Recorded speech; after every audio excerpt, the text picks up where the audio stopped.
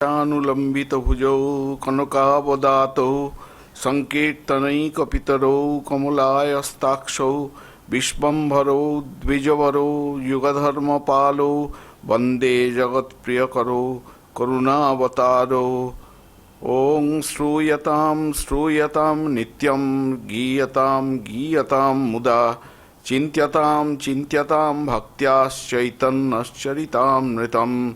ॐ वन्दे श्रीकृष्णचैतन्यं कृष्णभावामृतं हि यः आस्वादयन् भक्तान् प्रेम दीक्षामशिक्षयत्।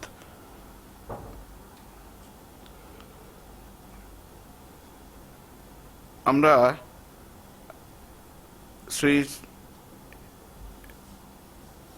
কৃষ্ণদাস কবিরাজ গোস্বামী বিরচিত চৈতন্য চরিতামৃতের পাঠ আজ থেকে শুরু করছি।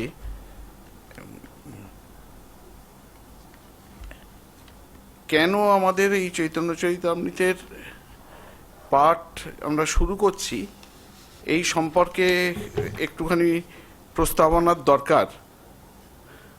যে আমাদের শ্রী শ্রী ঠাকুরও খুব চাইতেন যে আমাদের যে ভক্তিভাব সেটির উদ্রেকের জন্য নিত্য পাঠ্য গ্রন্থ হিসাবে তিনি চৈতন্য চরিতামৃতের কথা অনেকবার বলেছেন। কথামৃতে আছে 1883 20 আগস্ট মাস্টারমশাই তার এক বন্ধু হরিবাবুকে নিয়ে দক্ষিণেশ্বরে এসছেন। ঠাকুর সেই হরিবাবুকে বলছেন, তুমি ঈশ্বরের পাদপদ্মে মন রেখে সংসারের কাজ করো, আর যখন একলা থাকবে তখন পড়বে ভক্তিশাস্ত্র, শ্রীমদ্ ভাগবত বা চৈতন্য চরিতামৃত এইসব পড়বে। তারপর আবার 1883 10ই অক্টোবর দক্ষিণেশ্বরে বলরামবাবুর বাবাকে, বলরামবাবুর ফ্যামিলিতে হচ্ছে বৈষ্ণব ফ্যামিলি, বলরামবাবুর বাবাকে বলেছিলেন, বই আর পড়ো না, তবে ভক্তিশাস্ত্র পড়ো, যেমন শ্রী চৈতন্য চরিতামৃত। ঠাকুরের কাছে আসার আগে মাস্টারমশাই, যিনি প্রায় সর্বশাস্ত্র বিশারদ বললেই হয়, তিনি পাশ্চাত্য দর্শন পড়েছেন, ভারতীয় দর্শন পড়েছেন, আইন খুব ভালো করে পড়েছেন, তিনি বাইবেল খুব ভালো করে তার পড়া আছে। তিনি পাগলের মতো এই চৈতন্য চরিতামৃত পড়তেন এবং তাকে দেখে একসময় ঠাকুর বলেছিলেন, তোমাকে চিনেছি তোমার চৈতন্য চরিতামৃত পাঠ শুনে। মানে তুমি এর আগের এতে অবতারে চৈতন্য মহাপ্রভুর সাঙ্গপাঙ্গদের একজন কেউ ছিলে, এটি ইঙ্গিত করলেন। এবং ঠাকুরের অন্যান্য পার্ষদরা, রামকৃষ্ণানন্দজি মহারাজ, এমনকি স্বামীজি স্বয়ং, এরা চৈতন্য চরিতামৃত পাঠ করতেন। বরানগর মঠে গোপী গীতা, চৈতন্য চরিতামৃত এগুলি সব পাঠ হতো। আমরা কথামৃতেরই ঠাকুরের শরীর চলে গেছে, বরানগর মঠে মঠ স্থাপিত হয়েছে। সেই সময়কার একটি চিত্র পাই এই মাস্টারমশাইয়ের লেখাতেই। 1887 10ই মে বরানগর মঠের একটি বর্ণনায় আমরা দেখতে পাচ্ছি যে মঠের একজন ভাই বুদ্ধচরিত ও চৈতন্যচরিত পড়িতেছেন, সুর করিয়া একটু ব্যঙ্গভাবে চৈতন্য চরিতামৃত পড়িতেছেন। নরেন্দ্র বইখানি কাড়িয়া লইলেন, বলিলেন, এই রকম করে ভালো জিনিসটা মাটি করে? নরেন্দ্র নিজে চৈতন্যদেবের প্রেম বিতরণের কথা পড়িতেছেন। এই কথামৃতে আছে এটি। সেই চৈতন্য চরিতামৃত আমরা আজকে পাঠ শুরু করছি। ঠাকুর মহাপ্রভুর সম্পর্কে অনেক কথা বলেছেন, স্বামীজি অনেক কথা বলেছেন। আমরা যখন প্রসঙ্গ আসবে সেসব কথা আলোচনা করব। আজকে চৈতন্য চরিতামৃতের একটু প্রস্তাবনা হিসাবে গুটিকত কথা আমরা বলবার চেষ্টা করব। কৃষ্ণদাস কবিরাজ গোস্বামী, উনি, ওর সম্পর্কে প্রায় বিশদভাবে কিছুই জানা যায় না। যা কিছু দীনেশ সেন মশাই লিখেছেন সব অনুমানের ওপর ভিত্তি করে। সেই অনুমান কতটা বস্তুনিষ্ঠ সে সম্পর্কে অনেক প্রশ্ন উঠতেই পারে। কিন্তু চৈতন্য চরিতামৃতকার চৈতন্য চরিতামৃতের মধ্যেই তার নিজের সম্পর্কে কিন্তু অনেক কথা সূত্রাকারে বলে গেছেন, কিছু কিছু ইঙ্গিত দিয়েছেন, সেই ইঙ্গিতগুলোকে ধরে আমাদের একটি তার চরিত্র নির্মাণের চেষ্টা আমরা করতে পারি। কৃষ্ণদাস কবিরাজ গোস্বামীর জন্ম হচ্ছে বর্ধমানের ঝামটপুর গ্রামে, এবং পরবর্তীকালে আমরা জানি না যে শ্রীখণ্ড, আমাদের কাটোয়া থেকে আরও এগিয়ে গেলে যে শ্রীখণ্ড আছে, সেই শ্রীখণ্ডে তিনি কখনো এসেছিলেন কিনা, কিন্তু এই কৃষ্ণদাস কবিরাজ গোস্বামীর পাদুকা কিন্তু এখনো ওখানে আছে, একেবারে মানে সেই রূপোর ক্যাসকেট করা আছে, তার মধ্যে সেই ভেঙে ভেঙে মতো গেছে সেই পাদুকা, কিন্তু এখনো পর্যন্ত সেটি ওখানে রক্ষিত আছে। যাই হোক, তিনি কিন্তু মহাপ্রভুকে দেখেননি। শুধু মহাপ্রভুকে দেখেননি তা নয়, নিত্যানন্দ মহাপ্রভু বা অদ্বৈত মহাপ্রভু এদেরও তিনি দেখেছেন কিনা খুব সন্দেহ। দীনেশ সেন মশাই বলেছেন যে তার যখন 16 বছর বয়স, তখন চৈতন্য মহাপ্রভুর ইহলৌকিক লীলা সাঙ্গ হয়, তিনি অপ্রকট হন। কিন্তু তিনি ছোটবেলা থেকেই বৈষ্ণবভাবে ভাবিত। 16 বছর বয়সে এবং মহাপ্রভুর শরীর যাবার কিছুদিন পরে, বেশ কিছুদিন পর নিত্যানন্দ মহাপ্রভুর শরীর গেছে, অদ্বৈত মহাপ্রভুর শরীর গেছে।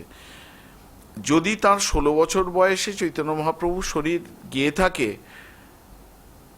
এবং তিনি জানেন যে এখনো নিত্যানন্দ মহাপ্রভু, অদ্বৈত মহাপ্রভু এরা বেঁচে আছেন, তিনি কি তাদের কাছে গিয়ে দেখার চেষ্টা করতেন না? সেই জন্যে এটি স্পষ্টভাবেই মানে বলা যায় যে মহাপ্রভুর যখন শরীর গেছে তখন তার বয়স 16 বছর তো নয়, তিনি জন্মেছেন হয়তো, কিন্তু একেবারে নিতান্তই বালক। তারপর ওদের সেই সময়ে গোটা বাংলায় মহাপ্রভুর যে বৈষ্ণব আন্দোলন, মহাপ্রভু প্রবর্তিত যে বৈষ্ণব আন্দোলন, তার মোটামুটি 3টি ধারা আমরা চিহ্নিত করতে পারি। একটি ধারা হচ্ছে এই গৌড়বঙ্গের ধারা, যে ধারার পুরোভাগে থেকে নেতৃত্ব দিয়েছেন নিত্যানন্দ মহাপ্রভু এবং কিছুটা অদ্বৈত মহাপ্রভু আমরা বলতে পারি। এবং এই ধারার বৈশিষ্ট্য কি? এই ধারার বৈশিষ্ট্য হচ্ছে নাম সংকীর্তন। নাম সংকীর্তন করতে করতেই একজন মানুষ তার যার কিছু পারমার্থিক প্রাপ্তব্য সব কিছু প্রাপ্ত হবে। আরেকটি ধারা হচ্ছে নীলাচলের ধারা। নীলাচলের ধারা, সেখানে কারা কারা আছেন? সেখানে স্বরূপ দামোদর, রায় রামানন্দ, এরা সব, এবং উড়িষ্যার যে সমস্ত ভক্তরা আছেন, এবং সেই নীলাচলের ধারায় মহাপ্রভুর সেবকরা আছেন, গোবিন্দ, শঙ্কর, এইসব সেবকরা আছেন। কিন্তু এই ধারাটি পরবর্তীকালে খুব একটা বেশি পুষ্ট হয়নি। এই ধারার সাধন কি ছিল? এই ধারার সাধন হচ্ছে মহাপ্রভুর যে লীলা, এই ইহলৌকিক লীলা, সেই লীলার স্মরণ মনন, এই ধারার সাধন হচ্ছে এইটা। কিন্তু এই ধারাটি খুব একটা পুষ্ট হয়নি এই কারণে যে মহাপ্রভুর শরীর যাবার পরে পরেই এই ধারার যারা ধারক এবং বাহক, তারা বেশি দিন আর এই মর্তধামে থাকেননি। তারা প্রায় পরে পরেই কিছুদিনের মধ্যেই তাদের এই মর্তলীলা সাঙ্গ হয়েছে। সেই জন্যে এই নীলাচলের ধারাটি আর খুব বেশি পুষ্ট হতে পারেনি। আরেকটি ধারা, সেটি হচ্ছে বৃন্দাবনের ধারা। বৃন্দাবনের ধারা মানেই হচ্ছে ষড় গোস্বামী, ভূগর্গ গোস্বামী, লোকনাথ, এরা সব রয়েছেন। বিশেষ করে আমরা ষড় গোস্বামীর কথা জানি, রূপ, সনাতন, শ্রীজীব, ভট্ট রঘুনাথ, রঘুনাথ ভট্ট, দাস রঘুনাথ এবং রঘুনাথ ভট্ট, এই 6 গোস্বামী। এদের ওপর মহাপ্রভুর কিছু নির্দেশ ছিল। এদের জীবনব্রতটা কি? মহাপ্রভু এদের নির্দেশ দিয়েছিলেন যে তোমরা বৃন্দাবনে থাকবে, আদর্শ ত্যাগীর জীবন যাপন করবে, আদর্শ বৈষ্ণবের জীবন যাপন করবে, এবং ভগবান শ্রীকৃষ্ণের যে লীলার কথা শ্রীমদ্ ভাগবতে রয়েছে, সেই লীলা স্থানগুলো খুঁজে খুঁজে তোমরা বের করবে। মানে এখনকার দিনে একদম গবেষকের চোখ দিয়ে ওদের কি ওরা পাথুরে প্রমাণে ওরা বিশ্বাস করেন না। ওদের প্রমাণ হচ্ছে যে ওরা গিয়ে এক এক জায়গায় ধ্যান করছেন, এবং সেই ধ্যানের মধ্যে যখন যে লীলা ভেসে উঠছে তারা দেখছেন ভাগবতের সঙ্গে মিলিয়ে যে সেগুলি মিলছে কিনা। এইভাবে এই ষড় গোস্বামী এরা বৃন্দাবনের শ্রীকৃষ্ণের লীলাস্থানগুলিকে চিহ্নিত করেছেন।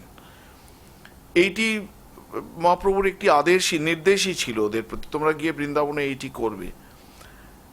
এটি হচ্ছে দ্বিতীয়। প্রথম হচ্ছে তোমরা আদর্শ জীবন দেখাবে, আদর্শ বৈষ্ণবের জীবন কীরকম হবে তোমরা ওটা গিয়ে দেখাবে। দ্বিতীয় হচ্ছে শ্রীকৃষ্ণের লীলাস্থানগুলোকে খুঁজে বের করবে, চিহ্নিত করবে। এবং তৃতীয় ইনস্ট্রাকশন হচ্ছে গৌড়ীয় বৈষ্ণব দর্শনের একটা শক্তিশালী ভিত্তি তোমরা নির্মাণ করবে। এমন সংস্কৃত ভাষায়, বঙ্গ ভাষায় এমন সমস্ত দার্শনিক গ্রন্থ নির্মাণ করবে যেটি পরবর্তীকালে অনাদিকালের জন্য গৌড়ীয় বৈষ্ণব দর্শনের দার্শনিক ভিত্তি হিসাবে পরিগণিত হবে। তা ওরা সেই কাজটি কিন্তু করে, এই ষড় গোস্বামী সেই কাজটি কিন্তু করেছেন। ওরা সেই সমস্ত গ্রন্থ রচনা করেছেন। গৌড়ীয় বৈষ্ণবের দর্শনের যে স্মৃতি গ্রন্থ, যে একজন আদর্শ বৈষ্ণবের জীবন কি হবে, কি কি নিয়ম তাকে পালন করতে হবে, সেই ভক্তি রসামৃত সিন্ধু, এই সমস্ত তারা করেছেন। তা এই হচ্ছে ধারা। এবার হচ্ছে এখানে যখন কৃষ্ণদাস কবিরাজ গোস্বামী তিনি বাড়িতে আছেন, বৈষ্ণব, এবং বাংলার বৈষ্ণব মানেই তাদের ওপর নিত্যানন্দ মহাপ্রভুর প্রভাব থাকবে।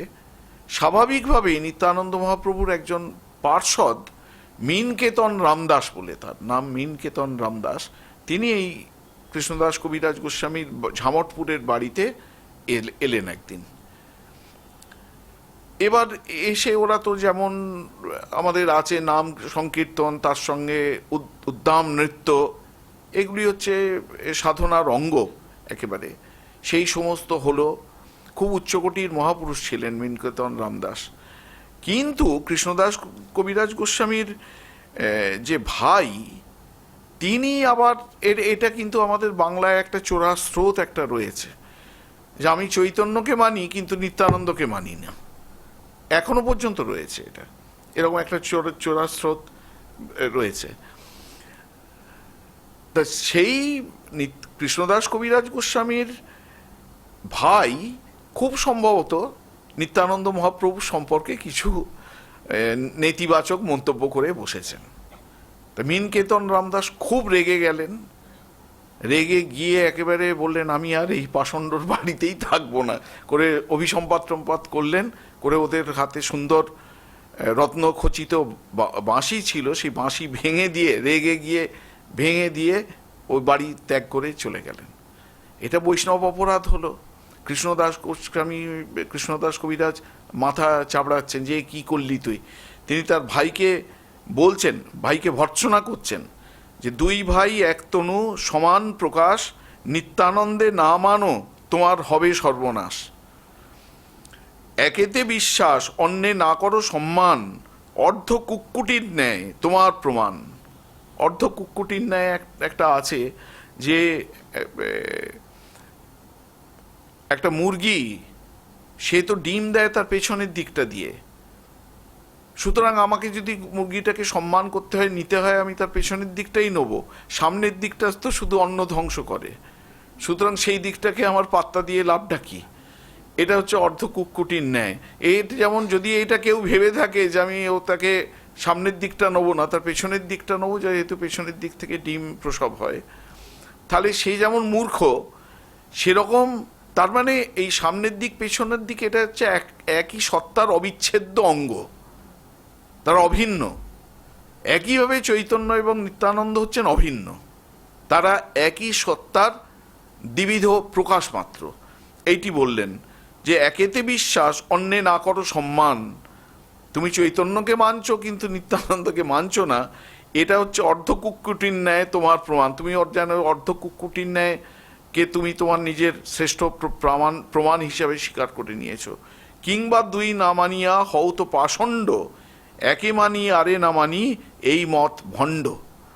এই মত হচ্ছে একটা পাষণ্ডরা একমাত্র এই মত পোষণ করে। যারা এই মত আমি নিত্যানন্দকে মানি, চৈতন্যকে মানি না, বা চৈতন্যকে মানি নিত্যানন্দকে মানি না, তারা সব হচ্ছে ভণ্ড। তা ওই বংশী ভঙ্গ করে তো চলে গেলেন। কবিরাজ গোস্বামী খুব বিষাদে একবারে আচ্ছন্ন, ভাইকে বকাবকি করে নিজের খুব কষ্ট হচ্ছে। সারাদিন ওই মাথা চাপড়ে চাপড়ে চাপড়ে রাত্রিবেলা ঘুমিয়ে পড়লেন।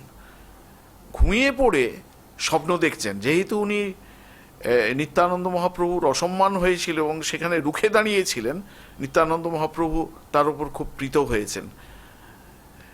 তিনি স্বপ্ন দেখছেন যে নিত্যানন্দ মহাপ্রভু খুব উজ্জ্বল শরীর, একদম জ্যোতির্ময় শরীর, তিনি আবির্ভূত হয়েছেন তার সামনে। বলছেন তাকে, অয়ে অয়ে কৃষ্ণদাস না করহ ভয়, বৃন্দাবন যাহ তাহা সর্বলভ্য হয়। বলছেন, কৃষ্ণদাস তুমি আর অনুশোচনা করো না, অনুতাপ করো না, তুমি বৃন্দাবনে যাও, সেখানে তুমি তোমার প্রাপ্তব্য যা কিছু সব কিছু পাবে। এবং তখন এইসব স্বপ্নে চলছে। তারপর নিতাই চাঁদ সেই স্বপ্নের মধ্যেই অন্তর্হিত হলেন। এবং কৃষ্ণদাস কবিরাজ দেখছেন যে তিনি নিতাই চাঁদের চরণে প্রণাম করে উঠলেন, এবং যখন দেখলেন যে নিতাই চাঁদ অন্তর্হিত হয়েছেন, তখন তিনি মূর্ছিত হইয়া মই পড়িনু ভূতলে, মূর্ছিত হয়ে তিনি মাটিতে পড়ে গেলেন। সব স্বপ্নের মধ্যে হচ্ছে, এবং যেই তিনি মাটিতে পড়ে গেলেন তার স্বপ্নভঙ্গ হলো। এবং তার যখন স্বপ্ন ভঙ্গ হলো, কৃষ্ণদাস কবিরাজ সঙ্গে সঙ্গে স্থির করে নিলেন যে আমাকে নিত্যানন্দ মহাপ্রভু বৃন্দাবন যেতে নির্দেশ দিয়েছেন, সুতরাং আমি এক্ষুনি বৃন্দাবনের উদ্দেশ্যে রওনা হব। তিনি তার যা সম্পত্তি ছিল সঙ্গে সঙ্গে আত্মীয় স্বজনকে ডাকলেন, ভাগ বাটোয়ারা করে, 2-3 দিন হয়তো লেগেছে, সেই 2-3 দিনের মধ্যে ভাগ বাটোয়ারা করে একবারে এক খালি এতে একটি মাত্র কাপড় সম্বল করে বৃন্দাবনে চলে গেলেন। বৃন্দাবনে উনি কিন্তু স্বরগোস্বামীর প্রত্যেকেরই দর্শন পেয়েছেন, প্রত্যেকেরই স্নেহ, যত্ন, ভালোবাসা সব কিছু পেয়ে ধন্য কৃষ্ণদাস কবিরাজ। তিনি নিজেই বলছেন যে শ্রীরূপ সনাতন ভট্ট রঘুনাথ, শ্রীজীব গোপাল ভট্ট দাস রঘুনাথ, এ ছয় গুরু শিক্ষা গুরু যে আমার, তা সভার পাদ পদ্মে কোটি নমস্কার। পুরনো বাংলা কিছু কিছু উচ্চারণ একটু, তা সবার, আমরা এখন এখানে তা সভার ভ রয়েছে, এটা পুরনো বাংলা। তাই এখানে উনি লিখিতভাবে স্বীকার করছেন যে এই 6 গোসাই এরা হচ্ছেন তার শিক্ষাগুরু। তাহলে এখন কথাটা হতে পারে যে তাহলে তার দীক্ষাগুরু কে? তার দীক্ষাগুরু অনেকেই মনে করেন যে দীক্ষাগুরু বোধহয় রঘুনাথ দাস গোস্বামী। রঘুনাথ দাস গোস্বামী নন, আমাদের রাধা গোবিন্দ নাথ, ইনি ম্যাথমেটিক্সের প্রফেসর ছিলেন। অপূর্ব তার ব্যাখ্যা রয়েছে গৌড়ীয় বৈষ্ণব দর্শনের ওপর, চৈতন্য চরিতামৃতের ওপর ব্যাখ্যা রয়েছে 6 ভলিউমে, তারপর চৈতন্য ভাগবতের ওপর রয়েছে, গৌড়ীয় বৈষ্ণব দর্শনের ওপর রয়েছে, অচিন্ত ভেদাভেদ তত্ত্বের ওপর তার রয়েছে। তা তিনি একেবারে নানা প্রমাণ সহযোগে দেখিয়ে দিয়েছেন যে তার দীক্ষাগুরু ছিলেন, কৃষ্ণদাস কবিরাজ গোস্বামীর দীক্ষাগুরু ছিলেন গোপাল ভট্ট। তা সেই যাই হোক, সারা জীবন কৃষ্ণদাস কবিরাজ গোস্বামীর বৃন্দাবনে কেটে গেল। এই স্বর গোস্বামী এক এক করে এই পৃথিবী থেকে বিদায় নিলেন। কবিরাজ গোস্বামীও এখন অনেক সিনিয়র হয়ে গেছেন। তার কাছে তিনি এই স্বর গোস্বামীর কাছ থেকে মহাপ্রভুর লীলা সম্পর্কে যা শুনেছেন, তিনি বিকেলবেলায় আসর বসে, সকালবেলায় আসর বসে, তাকে ঘিরে সব বৃন্দাবনের বৈষ্ণবরা জড়ো হন, তিনি চৈতন্য চরিত কথা বর্ণনা করতে থাকেন। ওখানে বৃন্দাবন দাসের চৈতন্য ভাগবত পাঠ হয়। একদিন ওই বৈষ্ণবদেরই মধ্যে একজন, তিনি একটু এগিয়ে গিয়ে, তিনি খুব সিনিয়র বৈষ্ণব, কৃষ্ণদাস কবিরাজ গোস্বামীকে বললেন যে দেখুন, আমাদের মহাপ্রভুর লীলা কথা পাঠ হচ্ছে, এ হচ্ছে, সব ভালো, আমরা তার নবদ্বীপ লীলার প্রায় সবটা জানি, তার যে ভ্রমণ কাহিনী, সে ভ্রমণ কাহিনীও প্রায় সবটা জানি মহাপ্রভুর, কিন্তু তার অন্তলীলার কাহিনী আমরা খুব বেশি জানি না। অন্তলীলার কাহিনী আমাদের শুনতে বড় ইচ্ছে হয়। তা আপনি যদি মহাপ্রভুর অন্তলীলার কাহিনীটা একটুখানি লিপিবদ্ধ করেন, তখন কৃষ্ণদাস কবিরাজ গোস্বামীর বয়স 70 পেরিয়ে গেছে, কিন্তু নিজেই বলছেন 70-75 তার বয়স হবে। তা এই অবস্থায় তাকে বৃন্দাবনের গোস্বামীরা, বয়োজ্যেষ্ঠ গোস্বামীরা আদেশ করছেন যে আপনি মহাপ্রভুর অন্তলীলার কাহিনী লিপিবদ্ধ করুন। কৃষ্ণদাস কবিরাজ ভাবছেন যে আমি এই বয়সে আর আমার শরীরের এই অবস্থা। তিনি নিজেই লিখছেন, বৃদ্ধ জরাতুর আমি অন্ধ বধির, হস্ত হালে মনোবুদ্ধি নহে মোর স্থির, নানা রোগে গ্রস্ত চলিতে বসিতে না পারি, পঞ্চ রোগের পীড়ায় ব্যাকুল রাত্রি দিনে মরি। এই হচ্ছে আমার শরীরের অবস্থা। লিখতে গেলে হাত কাঁপে, হাত হেলে যায় একদিকে, মনে থাকে না কিছু, কি বলতে কি বলে ফেলি। কিন্তু আবার এদিকে বৈষ্ণব আদেশ করেছেন যে মহাপ্রভুর অন্তলীলার কাহিনী লেখার জন্যে। তিনি শটান চলে গেলেন ওই সনাতন গোস্বামীর পূজিত যে মদন গোপাল মন্দির, মদন গোপাল বিগ্রহ, তার কাছে শটান চলে গেলেন। এই মদন গোপালজির সঙ্গে সনাতন গোস্বামীর নানা মজার কাহিনী আছে। সেই একদিন উনি তো যা ভিক্ষা পেতেন, আটা এ করে একটু জল দিয়ে গুলে মেখে কোনোদিন ওই আটা গুলেই মদন গোপালকে খাওয়াতেন। তারপরে কখনো হয়তো একটুখানি পুড়িয়ে খাওয়াতেন। একদিন স্বপ্ন দিচ্ছেন মদন গোপাল যে আর খেতে পাচ্ছি না, এরকম একটু যদি নুন একটু মিশিয়ে দাও। তা সনাতন গোস্বামী তখন বলছেন যে আমি দেখো, আমি নিজে একেবারে দরিদ্র বৈষ্ণব, আমি কোথায় নুন পাবো? আর যদিও বা আমি এখন একটু চেষ্টা চরিত্র করলে নুন জোগাড় করতে পারি, কিন্তু তোমাকে কিচ্ছু বিশ্বাস নেই। তোমার আজকে নুন দিয়ে ওই খেতে ইচ্ছে করেছে, কালকে তোমার চিঁড়ে খেতে ইচ্ছে হবে, তারপরের দিন তোমার মিষ্টি খেতে ইচ্ছা হবে, আমি এইসব কোথায় জোগাড় করব?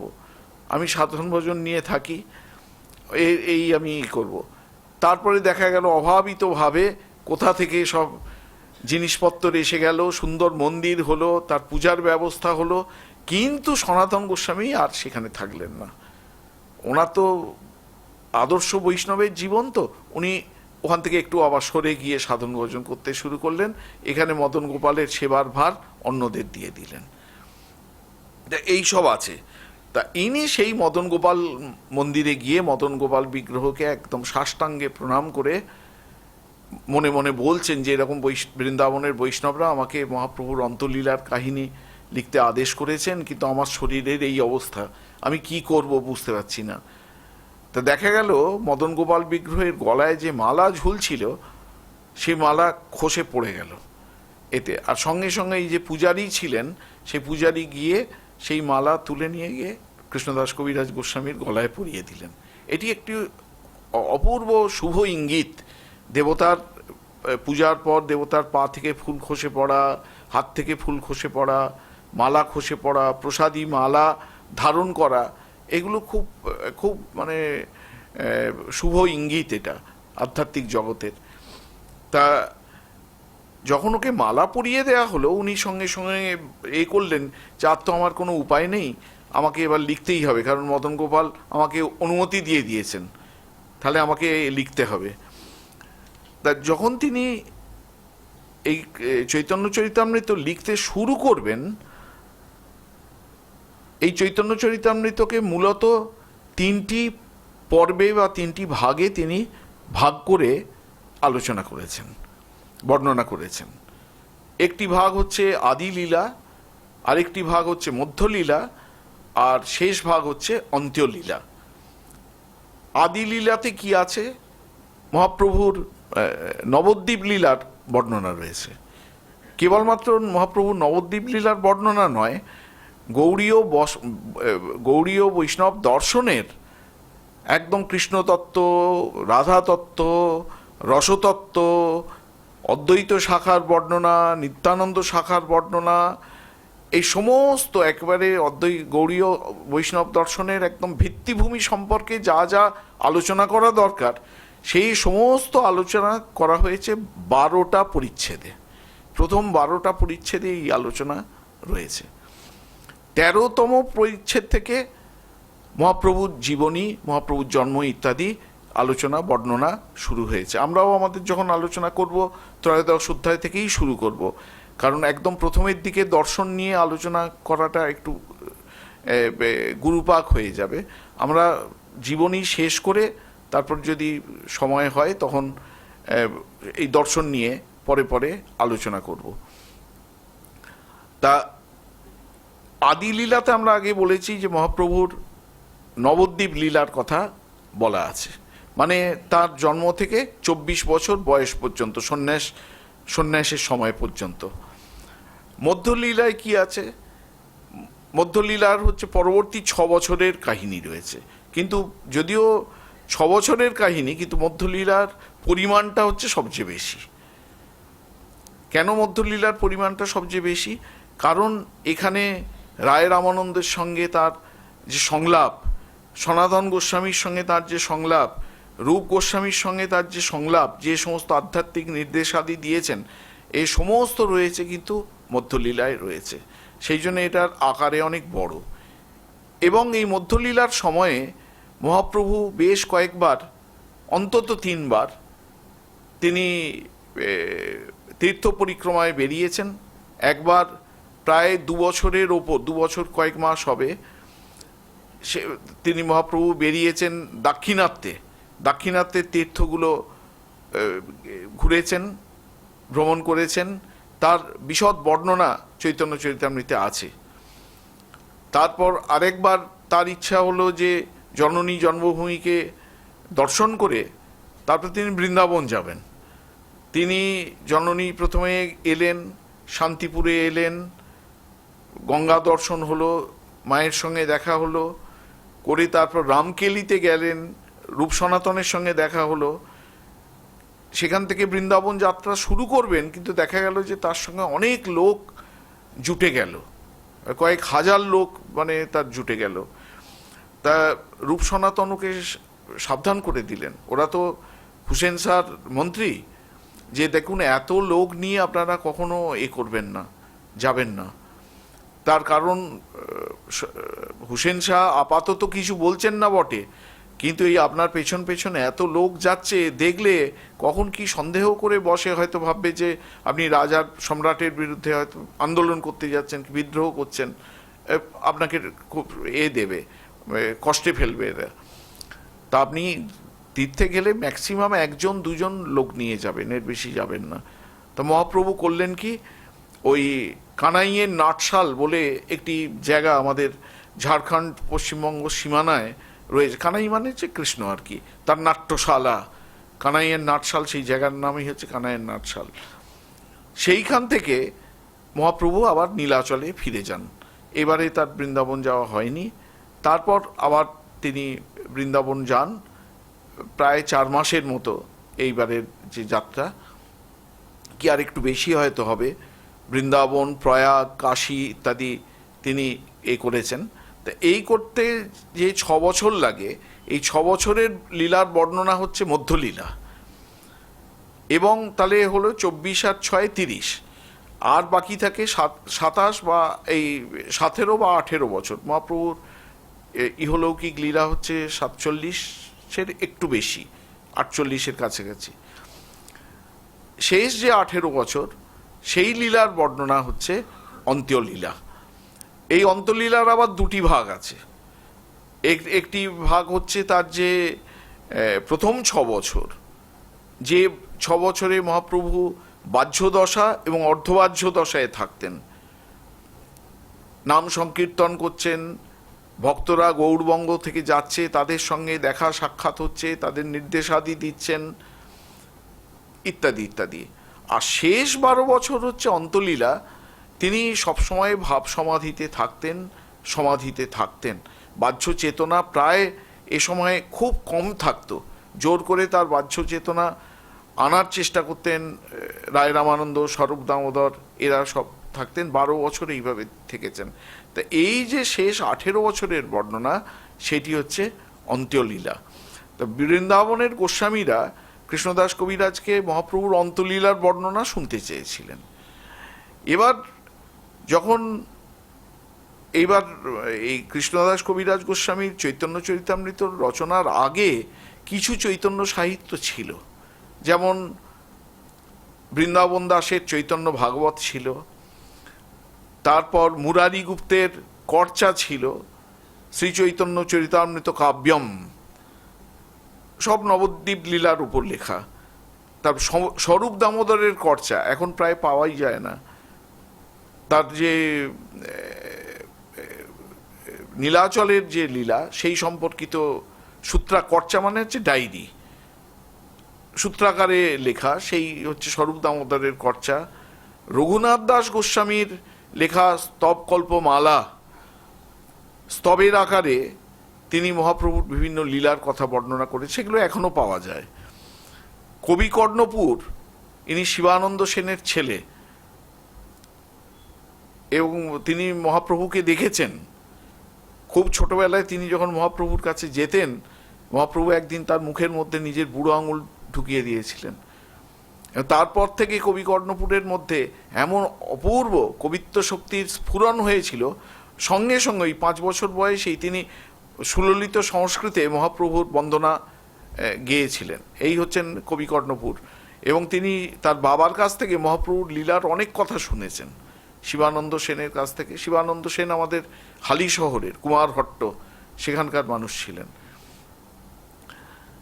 তা কবি কর্ণপুরের 2টি নাটক রয়েছে, শ্রী চৈতন্য চন্দ্রোদয় নাটক আর হচ্ছে শ্রী চৈতন্য চরিতামৃত মহাকাব্যম। তা সুতরাং এই সমস্ত এগুলো কিন্তু কৃষ্ণদাস কবিরাজ গোস্বামীর এই চৈতন্য চরিতামৃত রচনার আগেই রচিত হয়ে গেছে। এইগুলি সব বৃন্দাবনের বৈষ্ণবরা পড়েছেন। এইগুলি হচ্ছে সব চৈতন্য চরিতামৃত রচনার উপাদান। এছাড়া কৃষ্ণদাস কবিরাজ গোস্বামী ষড় গোস্বামীর কাছ থেকে মুখে মুখে অনেক কিছু শুনেছেন। সর্বোপরি তিনি ধ্যান করেছেন।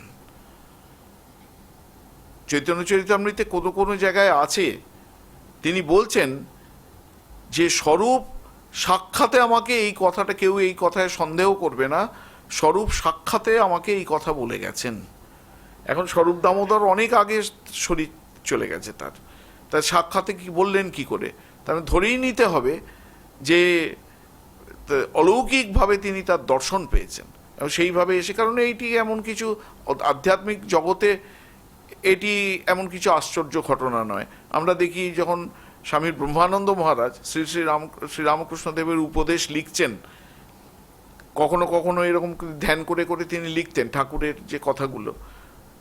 কখনো কখনো দেখছেন ঠাকুর এসে সাক্ষাৎ সামনে দাঁড়িয়ে বলছেন, এই তুই এই কথাটা আমার নামে চালালি, এই কথা তো আমি বলিনি, এটা অমুক বলেছিল, অমুক সাধু বলেছিল, আমি সেই কথাটাকে কোট করতাম। তা আমাদের মজা করে বলা হয় যে ঠাকুর নিজেই রচয়িতা এবং নিজেই এডিট করেছেন ওটা, ওই ব্রহ্মানন্দজির লিখিত যে শ্রীরামকৃষ্ণের উপদেশ। সুতরাং আধ্যাত্মিক জগতে এটা খুব আশ্চর্য ঘটনা খুব একটা নয়। তা ষড় গোস্বামীর কাছ থেকে এরা অনেক কিছু শুনেছেন। কিন্তু চৈতন্য চরিতামৃতের বৈশিষ্ট্য হচ্ছে এই যে একদম আধুনিক যুগে যারা গবেষণা করেন, সেই গবেষণা করতে গিয়ে তারা যে টেকনিকগুলো ব্যবহার করেন, চৈতন্য চরিতামৃতকার কিন্তু এই এতদিন আগে, 400 বছরেরও বেশি আগে যে গ্রন্থ রচিত হয়েছে, সেখানে সেই সমস্ত টেকনিকগুলো ব্যবহার করছেন। কীরকম আমি 2টো উদাহরণ দেব। একটা হচ্ছে, তিনি বলছেন কোনো ঘটনা বলতে গিয়ে এই ঘটনার কথা খুব বিস্তৃতভাবে বৃন্দাবন দাস তার চৈতন্য ভাগবত গ্রন্থে বলেছেন। কখনো চৈতন্য ভাগবতকে চৈতন্য মঙ্গলও বলা হয়েছে, বলেছেন। সুতরাং আমি আর বিস্তৃতভাবে এটা বলবো না। কেন না, বলতে গেলে চর্বিত চর্বণ হবে, একই কথার চর্বিত চর্বণ হবে, নতুন কথা কিছু বলা হবে না। আর গ্রন্থ বাহুল্য, গ্রন্থ অনেক কলেবর অনেক বেড়ে যাবে। কিন্তু তিনি যে এই প্রসঙ্গটা বর্ণনা করতে গিয়ে যে কথাগুলোকে বাদ দিয়ে গেছেন, বলতে পারেননি সেই কথাগুলোকে আমি এখন বলবো। এইটাকে বলা হয় রিসার্চ গ্যাপ পূরণ করা, গবেষণার ভাষায় বলা হয়। তা কৃষ্ণদাস কবিরাজ এইটি করেছেন যে অন্যত্র যেই কথাগুলি বলা হয়ে গেছে ইতিমধ্যে, তিনি সেইগুলিকে উল্লেখ মাত্র করে যেগুলি বলা হয়নি, যে বর্ণনা দেওয়া হয়নি, সেই বর্ণনাটি দিয়েছেন। দ্বিতীয় যেটি কি করেছেন সেটিকে গবেষণার ভাষায় বলা হয় কোরোবোরেশন। মানে কোনো একটা কথা তিনি বললেন, বলার পরে তিনি তার সাপোর্টিং প্রমাণগুলোকেও বলে বলে যাবেন যে কার কাছ থেকে এই কথাটা শুনেছেন, কোথায় কোথায় এই কথার উল্লেখ রয়েছে। কারণ নাহলে মানুষের অবিশ্বাস আসতে পারে। তিনি যদি বলে দেন যে কবি কর্ণপুরের রচনাতেও এটা আছে, তখন একজন গিয়ে মিলিয়ে দেখে নিতে পারবেন যে সত্যি কবি, তাহলে আর অবিশ্বাসের কোনো, দুজন যখন এক কথা বলছেন তার সেখানে অবিশ্বাস করবার কোনো কারণ ঘটে না। তা এই রকম আধুনিক টেকনিকগুলো তিনি এখানে ব্যবহার করেছেন। চৈতন্য চরিতামৃত কেবলমাত্র একটা জীবনী গ্রন্থ কিন্তু নয়। জীবনীকে, চৈতন্য জীবনীকে আশ্রয় করে এটি একটি হচ্ছে দার্শনিক গ্রন্থ। গৌড়ীয় বৈষ্ণব দর্শনের যেন ভিত্তিভূমি নির্মাণ করা হচ্ছে এখানে। গৌড়ীয় বৈষ্ণব দর্শনের মূল তত্ত্বগুলো এখানে আলোচনা করা হয়েছে।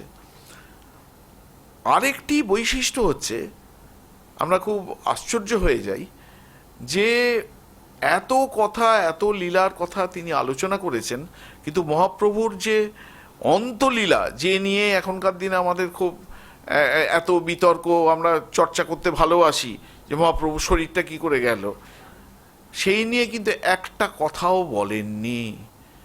জাস্ট শিক্ষাষ্টকম করলেন, তারপরে কবে উনি চৈতন্য চরিতামৃত লেখা শেষ করছেন সেটি ইঙ্গিতে বলে দিলেন, শকাব্দটাকে উল্লেখ করে দিলেন, চৈতন্য চরিতামৃত শেষ হয়ে গেল। অন্তলীলা সম্পর্কে একটা কথা বলেননি। কেন বলেননি?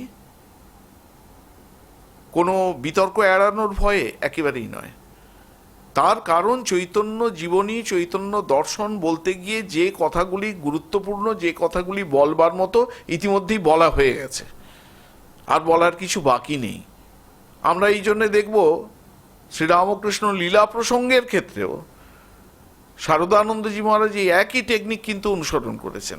তিনি ওই একদম শেষ ৮৬ দিনের ঘটনা, ওই শুধু কাশীপুরের আত্মপ্রকাশে অভয়দান, যেটিকে আমরা কল্পতরু বলি, সেইটির বর্ণনা করেছেন, আর বর্ণনার মধ্যে যাননি। তারপরেও তো লীলা প্রসঙ্গ লেখা শেষ হয়ে যাওয়ার পরেও শরৎ মহারাজ যে অন্তত ৬ বছর ছিলেন, তা তিনি কি লিখতে পারতেন না? এমনি বলেছেন যে হ্যাঁ, আর লেখার প্রেরণা পাচ্ছি না, মা চলে গেছেন, রাজা মহারাজ চলে গেছেন, লেখার প্রেরণা পাচ্ছি না। আসল কথাটি মনে হয় যে এইগুলি হচ্ছে কিভাবে তার শরীর গেল, কিভাবে হলো, এইসব কথা অবান্তর।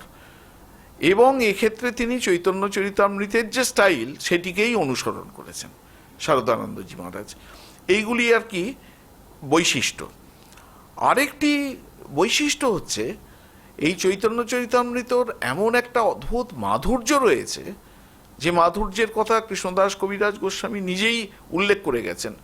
প্রথম প্রথম শুনতে শুনতে অত আগ্রহ হয়তো হয় না, কিন্তু যত শোনা যায় তত যেন তার মাধুর্য, তার মিষ্টত্ব ক্রমে ক্রমে অনুভূত। তখন আর সেই তপ্ত ইক্ষু চর্বণের মতো, তপ্ত ইক্ষু চর্বণ মানে একটা আখকে আগুনে গরম করে তারপর সেটাকে চেবালে জিভ পুড়ে যাওয়ার মতো অবস্থা হয়, কিন্তু তার যে মিষ্টত্ব এমন শত সহস্র গুণে বেড়ে যায় যে না চিবিয়েও পারা যায় না। এই রকম লিখছেন তিনি, যেবা নাহি বুঝে কেহ, শুনিতে শুনিতে সেহ, কি অদ্ভুত চৈতন্য চরিত, কৃষ্ণে উপজীবে প্রীতি, জানিবে রসের রীতি, শুনিলেই হয় বড় হিত। তিনি নিজেই সম্পর্কে সচেতন যে প্রথমে যখন শুনবে একজন, সে হয়তো কিছু বুঝতে পারবে না, কিন্তু শুনতে শুনতে সেই অদ্ভুত চৈতন্য চরিতকে যেন নতুন করে আবিষ্কার করবে। শেষকালে এমন অবস্থা হবে যে সে আর এটা ছাড়তে পারবে না। এইটি হচ্ছে, এবং এত অপূর্ব এখানে শ্রুতি, যুক্তি এবং অনুভব এই চৈতন্য চরিতামৃতে হাত ধরাধরি করে এগিয়েছে। যেখানে প্রয়োজন হয়েছে তিনি শ্রুতি প্রমাণকে রাখছেন, যেখানে দরকার পড়ছে তিনি স্মৃতি প্রমাণকে পুরাণ থেকে, ভাগবত থেকে প্রমাণ এনে রাখছেন, এবং হচ্ছে তার নিজের অনুভব সেখানে রয়েছে। তিনি যেমন লীলা প্রসঙ্গকারকে একবার জিজ্ঞেস করা হয়েছিল শারদানন্দজি মহারাজকে, মহারাজ আপনার সমাধি হয়েছে, কারণ নির্বিকল্প সমাধি নিয়ে অনেক আলোচনা করেছেন, তো মহারাজ খুব গম্ভীর হয়ে গেলেন শুনে। তারপরে তিনি বললেন যে দেখো, এখানে আমি এমন একটাও কথা লিখিনি যেটা আমি নিজে অনুভব করিনি। এই একই কথা কৃষ্ণদাস কবিরাজ গোস্বামীর ক্ষেত্রেও বলতে হয়। তিনি এখানে এমন একটা কথাও লেখেননি যেটি তিনি নিজের অনুভব করেননি, কিন্তু অদ্ভুত সেই বৈষ্ণবীয় বিনয় হচ্ছে খুব বিখ্যাত। তিনি বলছেন যে এই বৈষ্ণবীয় বিনয় আমরা ঠাকুরের পার্শ্বদেরও কারোর মধ্যে, ঠাকুরের মধ্যেও কখনো কখনো আমরা দেখতে পাই। ঠাকুর বলছেন না, এর মধ্যে দুটি আছে, একটি ভক্ত আর একটি ভগবান। যে বিনয় প্রদর্শন করছে সে হচ্ছে ভক্ত, যে হাত ভেঙেছে বলে কাঁদছে যে সে হচ্ছে ওই ভক্ত সত্তাটা। এই নাগমশাইয়ের ক্ষেত্রে আমরা দেখি, নাগমশাইকে নিরঞ্জন মহারাজ একবার বলেছিলেন, আচ্ছা আপনি সবসময় নিজেকে এত হীন দিন এরম করে বলেন কেন? হ্যাঁ, স্বামীজি বলেছেন না আমরা সেই অমৃতের সন্তান, আমাদের আবার মোদের আবার পাপ কোথায়, স্বর্গ নরক কে বলে হয়? হ্যাঁ, এত হীন দিনের বলার দরকার কি? নাগমশাই তখন সঙ্গে সঙ্গে বললেন, ওইসব কথা আপনারা বলতে পারেন, আপনারা সাক্ষাৎ ভগবানের পার্ষদ, কিন্তু আমি তো দেখতে পাচ্ছি আমি নরকের কীট, আমি কি করে আমি ব্রহ্মের কথা বলবো? এটা তো কিন্তু তার তিনি অন্তর থেকে বলছেন, মানে তার যে আমিত্বকে এমনভাবে তিনি নাশ করেছেন। বৈষ্ণব স্টাইলেও কিন্তু এই জিনিসটি দেখতে পাওয়া যায়। এমন অপূর্ব পাণ্ডিত্যপূর্ণ গ্রন্থ তিনি রচনা করছেন, তারপরেও কৃষ্ণদাস কবিরাজ গোস্বামী লিখছেন, জগাই মাথাই হইতে মুই সে পাপিষ্ঠ, পুরীশের কীট হইতে মুই সে লঘিষ্ঠ, মোর নাম শুনে যেই তার পুণ্য ক্ষয়, মোর নাম লয়ে যেই তার পাপ হয়।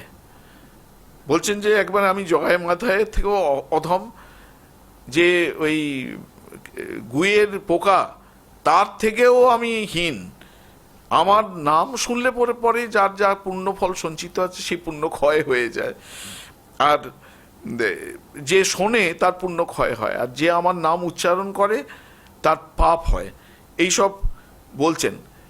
এবং তিনি এও বলছেন যে আমি লিখি এই মিথ্যা করি অভিমান, আমার শরীর কাষ্ঠ পুত্তলি সমান। অনেকবার এখানে রয়েছে চৈতন্য চরিতামৃতে এই কথাটা অনেকবার রয়েছে। বলছেন আমি এর মধ্যে পড়ে যদি কেউ কোনো ইন্সপিরেশন পেয়ে থাকেন, এর সমস্ত কৃতিত্ব হচ্ছে সেই যার কথা লিখছি তার। আমরা যন্ত্রমাত্র, তুমি যন্ত্রী, আমরা হচ্ছে কাঠের পুতুল। কাঠের পুতুল নিজে তো হাত পা নাড়তে পারে না, কেউ একজন তার পেছনে থেকে সুতো দিয়ে টেনে টেনে নাড়ায়, তবে সে হাত পা নাড়ে। বলছেন আমি লিখি এই মিথ্যা করি অভিমান, আমার শরীর কাষ্ঠ পুত্তলি সমান। শ্রী গোবিন্দ, শ্রী চৈতন্য, শ্রী নিত্যানন্দ, শ্রী অদ্বৈত, শ্রী ভক্ত, শ্রী শ্রোতা বৃন্দ, শ্রী স্বরূপ, শ্রীরূপ, শ্রী সনাতন, শ্রী রঘুনাথ, শ্রী গুরু, শ্রীজীব চরণ, ইহা সবার চরণ কৃপায় লেখায় আমারে। এরা সকলে কৃপা করে, যাদের নাম করলেন একদম, এরা সবাই কৃপা করে আমাকে লেখাচ্ছেন। আবার বলছেন শ্রীমদন গোপাল মোরে লেখায় আজ্ঞা করি, এবং আমি এই যে লিখছি মদন গোপালের কাছ থেকে আমি আজ্ঞা পেয়েছি, তবে আমি চৈতন্য চরিতামৃত লিখছি। চৈতন্য চরিতামৃত আগেই আমরা বলছি, সেই অর্থে কিন্তু এই আধুনিক অর্থে আমরা যেটাকে জীবনী গ্রন্থ বলি সেই জীবনী গ্রন্থ কিন্তু নয়।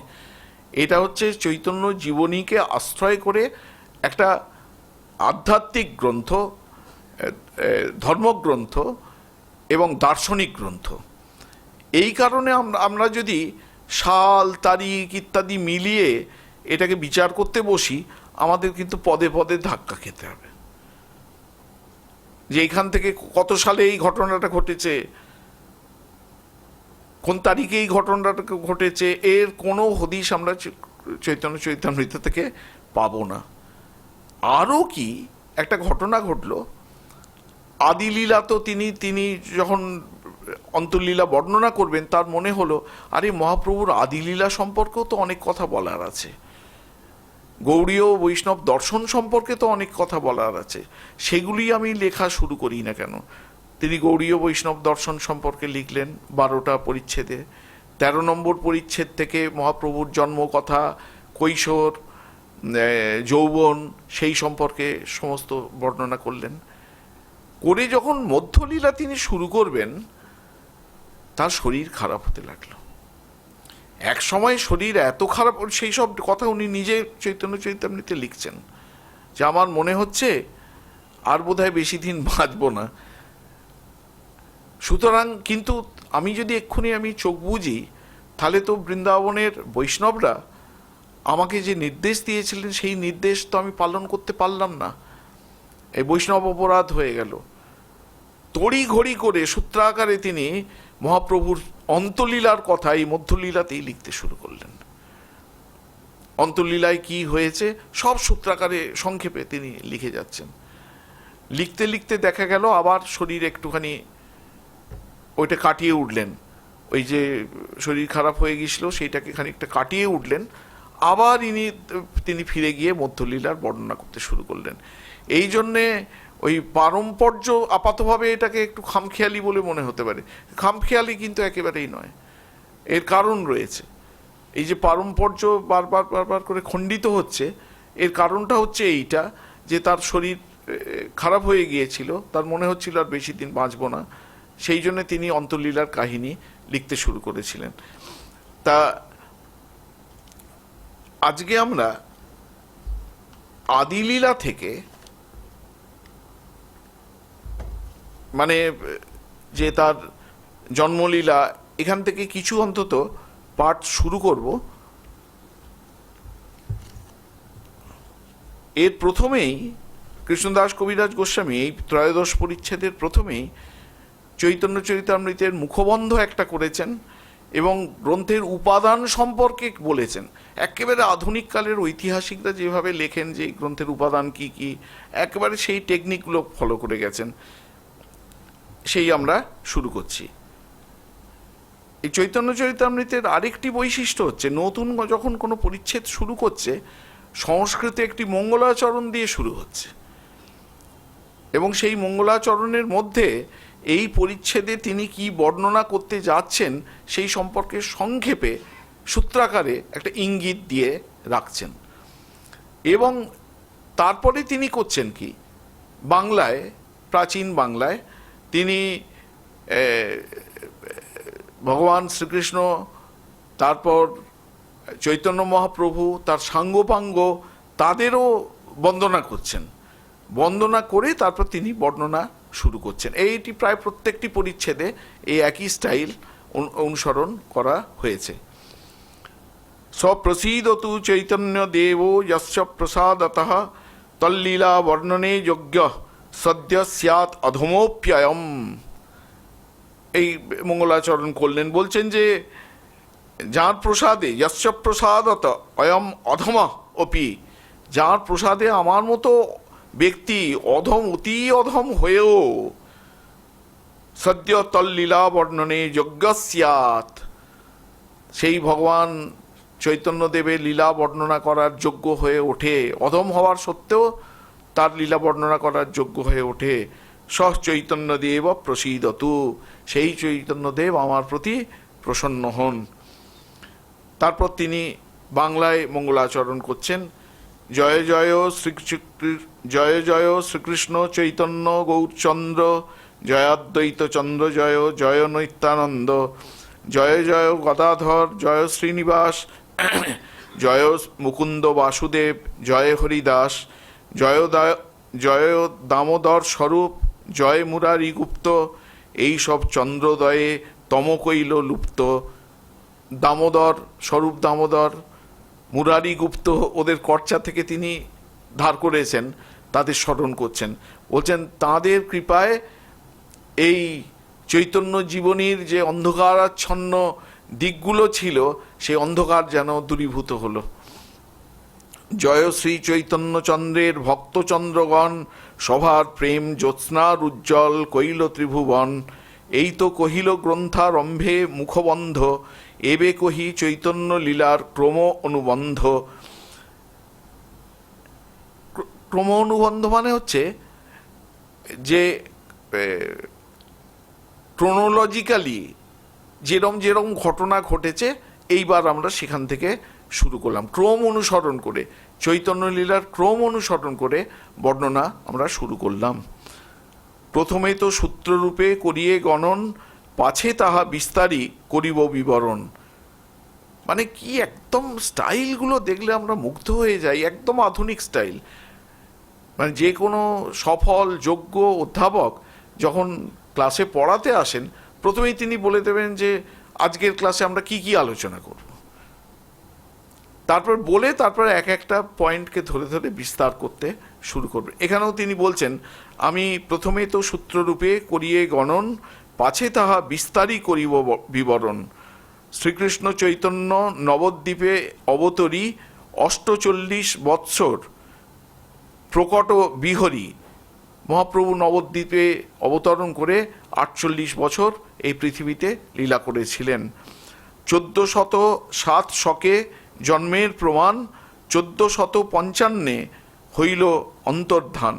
শকাব্দ, তখনকার দিনে শকাব্দের হিসেব হতো যে 1407 শকে জন্মের প্রমাণ পাওয়া যায় এবং 1455 তার অন্তর্ধান, এটিরও প্রমাণ পাওয়া যায়। 24 বৎসর প্রভু কইল গৃহবাস, নিরন্তর কইল কৃষ্ণ কীর্তন বিলাস। 24 বৎসর শেষে করিয়া সন্ন্যাস, 24 বৎসর কইল নীলাচলে বাস। একদম পরিষ্কার হিসেব যে তিনি প্রথম 24 বছর, 48 বছরের যদি জীবন হয়, প্রথম 24 বছর নবদ্বীপে তিনি লীলা করেছেন। কি লীলা করেছেন না, তিনি কৃষ্ণ কীর্তন, নাম সংকীর্তন ইত্যাদি করেছেন। যজন যাজন অধ্যাপনা একজন ব্রাহ্মণের যা যা করার সেই সমস্ত তিনি করেছেন। আর পরের যে 24 বছর, সেই 24 বছর তিনি নীলাচলে লীলা করেছেন, বাস করেছেন। এই যে পরের 24 বছর, তার মধ্যে 6 বৎসর গমনাগমন, কভু দক্ষিণ, কভু গৌড়, কভু বৃন্দাবন। এই পরের 24 বছরের মধ্যে 6 বছর আগেই আমরা বলেছি যে মধ্যলীলা, এই সময়ে তিনি কি করেছেন, তীর্থ ভ্রমণ করেছেন। কখনো দক্ষিণ ভারতে গেছেন, কখনো বৃন্দাবনে গেছেন, আর কখনো গৌড়বঙ্গে এসছেন। 18 বৎসর রহিলা নীলাচলে, কৃষ্ণ প্রেম নামামৃতে ভাসাইল সকলে। গার্হস্থ্যে প্রভুর লীলা আদি লীলাখ্যান। তার যে গার্হস্থ লীলা, নবদ্বীপের যে গার্হস্থ লীলা, তার নাম হচ্ছে আদি লীলা। মধ্য অন্ত লীলা, শেষ লীলার 2 নাম। আর শেষ লীলার 2টো নাম হচ্ছে মধ্যলীলা আর অন্তলীলা। আদিলীলা মধ্যে প্রভুর যতেক চরিত, সূত্ররূপে মুরারি গুপ্ত করিলা গ্রথিত। চরিত গ্রথিত বলছেন যে আদিলীলায় যে সমস্ত মহাপ্রভুর লীলার কথা, সেগুলো মুরারি গুপ্ত সূত্রাকারে তার কর্চা মানে ডায়েরি, সেখানে বর্ণনা করেছেন। প্রভুর যে শেষ লীলা স্বরূপ দামোদর, সূত্র করি গাঁথিলেন গ্রন্থের ভিতর। এইটি কিন্তু পাওয়া যায় না খুব সম্ভবত।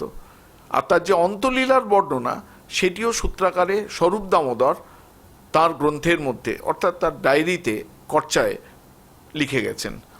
এই 2 জনের সূত্র দেখিয়া শুনিয়া বর্ণনা করেন বৈষ্ণব ক্রম যে করিয়া।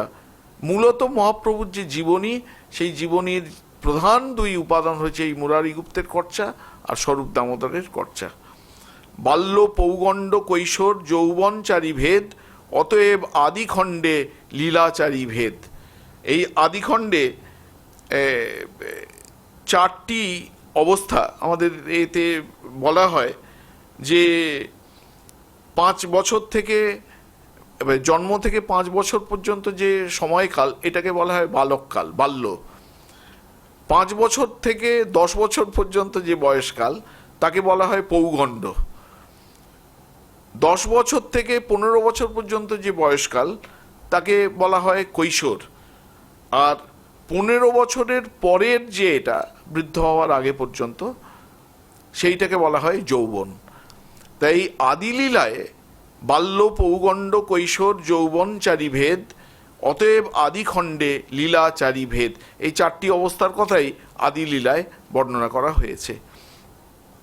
এবং চৈতন্য চরিতামৃতের আরেকটি আমরা আগেই বলেছি বৈশিষ্ট্য হচ্ছে, যখনই ইনি এরকম কোনো টেকনিক্যাল বিষয় বলবেন, সঙ্গে সঙ্গে তিনি কোনো সংস্কৃত শাস্ত্র গ্রন্থ থেকে কোট করবেন। ভাগবতে এরকম আছে, অন্যান্য গ্রন্থে, কবি কর্ণপুরের গ্রন্থে এরকম আছে, বিষ্ণু পুরাণে এরকম আছে, শ্রীমদ্ ভগবত গীতাতে এরকম আছে, উপনিষদেও থেকেও কখনো কখনো কোট করেছেন, উপনিষদে এরকম আছে। এখানে সেরকম একটি তিনি সংস্কৃত শাস্ত্র গ্রন্থ থেকে কোট করছেন, যে এই বাল্যলীলা, পৌগণ্ড লীলা, কৈশোর লীলা, যৌবন লীলা, এই লীলার সময়কাল সম্পর্কে শাস্ত্রীয় প্রমাণ কি, সেই প্রমাণটা তিনি দিয়েছেন। আমি আর সেটা পড়ছি না।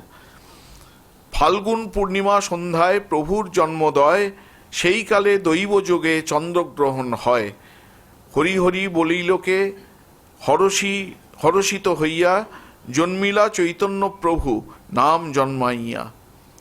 মহাপ্রভু যে যখন তার জন্ম হয়, সেই সময় সেই দিনটি ছিল ফাল্গুন পূর্ণিমা, এবং দৈবযোগে সেই দিনটিতে চন্দ্রগ্রহণও ছিল। আমার মনে হচ্ছে এই লাস্ট কয়েকবার, এবছরই বোধহয় ছিল, হ্যাঁ চন্দ্রগ্রহণ ছিল এরকম। মহাপ্রভুর জন্ম সময়েও চন্দ্রগ্রহণ ছিল, এবং মানুষ তখন ওই হরি হরি বলে নাম সংকীর্তন করছিল, চারপাশে নাম সংকীর্তন হচ্ছে, এরকম একটা পরিমণ্ডলে মহাপ্রভুর জন্ম হয়। জন্ম বাল্য পৌগণ্ড কৈশোর যুবাকালে, হরিনাম লওয়াইলা প্রভু নানা ছলে। বলছেন যে যেহেতু চন্দ্রগ্রহণ হচ্ছে, চন্দ্রগ্রহণ হচ্ছে প্রকৃতির একটা অদ্ভুত অস্বাভাবিক একটা প্রকাশ, এবং সেই সময়ে মানুষ আধ্যাত্মিকভাবে একটা ভাবিত হয়, কারণ এটা প্রকৃতির একটা অদ্ভুত লীলা। তো তারা জপ করে, ধ্যান করে, আমাদের মঠেও হয়। যখন ওই চন্দ্রগ্রহণ, সূর্যগ্রহণ হয়, সব মন্দির খুলে দেয়া হয়, ঠাকুরের মন্দিরে নাম সংকীর্তন চলে এ করে। তা এইটা বহু প্রাচীন প্রথা একটা। তা মহাপ্রভুর যখন জন্মাচ্ছেন, তখন যেহেতু চন্দ্রগ্রহণ চলছে, এমনি ঘরে ঘরে তখন নাম সংকীর্তন চলছে। তাই চরিতামৃতকার বলছেন, মহাপ্রভু যেন তার জন্মক্ষণে এই নাম শুনবেন বলেই এই চন্দ্রগ্রহণের কালে তিনি জন্মগ্রহণ করলেন, যে জন্মাতে জন্মাতে মানুষকে দিয়ে তিনি নাম করাবেন, এবং নাম শুনতে শুনতে তিনি জন্মগ্রহণ করবেন। বাল্যভাব ছলে প্রভু করেন ক্রন্দন, কৃষ্ণ হরিনাম শুনি রহয়ে রোদন। অতএব হরি হরি বলে নারীগণ, দেখিতে আইসে যেবা সব বন্ধুজন। তখনকার সব ধর্মপ্রাণ পরিবার তো বলছেন মহাপ্রভুর আরেকটি ছলনা যেন করলেন। সেই ছলনাটা কি? জন্মাবা মাত্রই, বাচ্চা ছেলে জন্মাবা মাত্রই কাঁদে, কিন্তু এখানে চৈতন্য চরিতামৃতকার বলছেন তিনি কাঁদতে শুরু করলেন। তাকে ভোলাতে হবে, তার কান্না বন্ধ করতে হবে। আর এদিকে চন্দ্রগ্রহণ চলছে, অন্য কথা তো বলা যায় না, ভগবানের নামই করতে হবে। ওই আত্মীয় স্বজন তারা হরি হরি হরি হরি বলে তার কান্না থামানোর চেষ্টা করছেন। এটিও মহাপ্রভুর একটা যেন লীলা, একটি ছলনা। গৌর হরি বলি তাঁরে হাসে সর্বনারী, অতএব হইল তার নাম গৌর হরি। অপূর্ব গৌর বর্ণ। সেই জন্যে সেই দেখে যারা তার আত্মীয় স্বজন, পাড়া প্রতিবেশী, তারা সব এলো, তারা দেখে বললেন, আরে এ তো গৌর হরি একদম। এই করে তার গৌর হরি নামে অনেকে তাকে ডাকতে শুরু করলেন। এই নামে তিনি যেন খ্যাত হলেন। এইসব চৈতন্য চরিতামৃতকার বলছেন। আজকে সময় হয়ে গেছে, আমরা শেষ করছি। আমরা এই চৈতন্য চরিতামৃতের পাঠ শেষ করব স্বামী অভেদানন্দজি মহারাজের অবতার, সর্ব অবতারদের নিয়ে তার দর্শন হয়েছিল, যে ঠাকুর হচ্ছেন সমস্ত অবতারের একদম মডার্ন একটা সংস্করণ। এটি তার দর্শন হয়েছিল, অনুভব হয়েছিল, সেটি তার একটি স্তোত্রে তিনি বর্ণনা করে গেছেন। সেখানে চৈতন্য মহাপ্রভুরও কথা রয়েছে। আমরা সেই প্যারাগ্রাফটা দিয়ে প্রতিদিন এই ক্লাস শেষ করব। ওং কলিমল হর নাম্ন কীর্তনম ঘোষয়ন্তঃ করধৃত জলপাত্রম দণ্ডিনম হেমবর্ণম ভবজলনিধিপোতম কৃষ্ণ চৈতন্য রূপম বিমল পরমহংসম রামকৃষ্ণম ভজামহ।